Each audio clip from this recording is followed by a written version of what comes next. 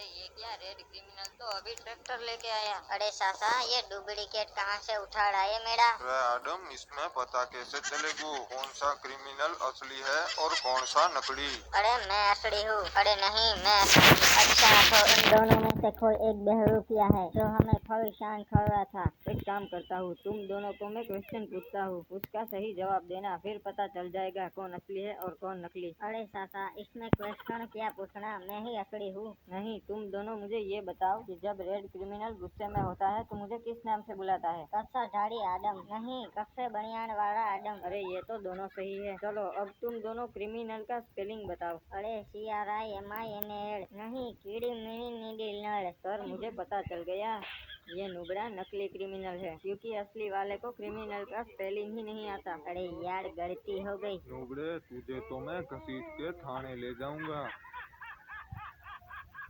अरे ये क्या, रेड क्रिमिनल तो अभी ट्रक